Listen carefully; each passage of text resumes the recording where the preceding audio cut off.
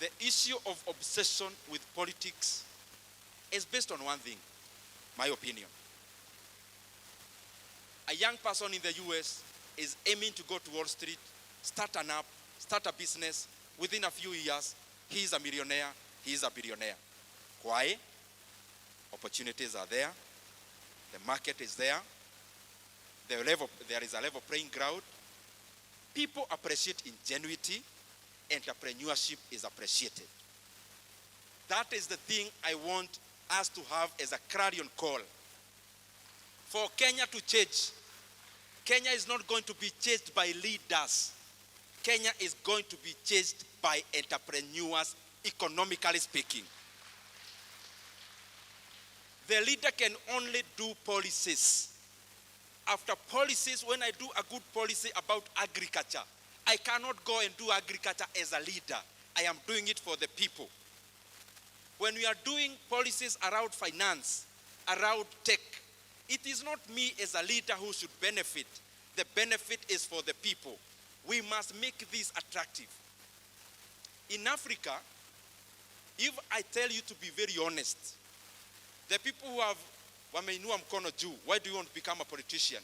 Besides serving the people, because all of us, you especially have your personal ambitions. You'll tell me you find it as a very easy route.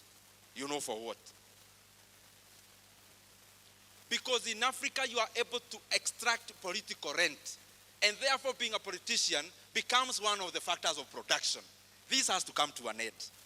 Myself, I advocate even for government literally helping entrepreneurs. Literally. If the government was to use government money to support entrepreneurs, as chairman of budget, if I'm told to do that, I would allocate that money tomorrow. Why am I saying so?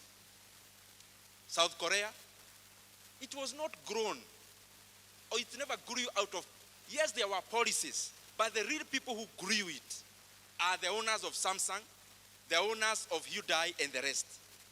By being supported by government, the government should just make a way for people to make their money. So it is very easy to come up with an ideology that will governize people. As leaders, our goal must not be to win an election. Our goal must be how to govern. And how to govern is from an MCA seat to any other seat, because it is through out of that decision making that governance helps. Winning an election is easy. You can do good speeches, you can promise anything. We must be focused on studying on what would change our countries and then domicile our ideologies around those ideas. I hold that WorldCoin should come back to Kenya.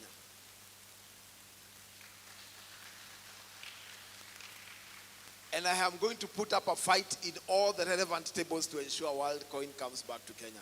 Because when WorldCoin was here before it was banned, it was only 7 shillings. Today, it is 48 shillings. In a year or so, I foresee that WorldCoin going to around 1,000, 2,000 bob. And when we are talking about it 7 years from now, when there will be a mentorship like that, and the other people will be speaking that mentorship, you remember that it was 7 bob when you heard about it, and it is 9 million at the time when you are presenting.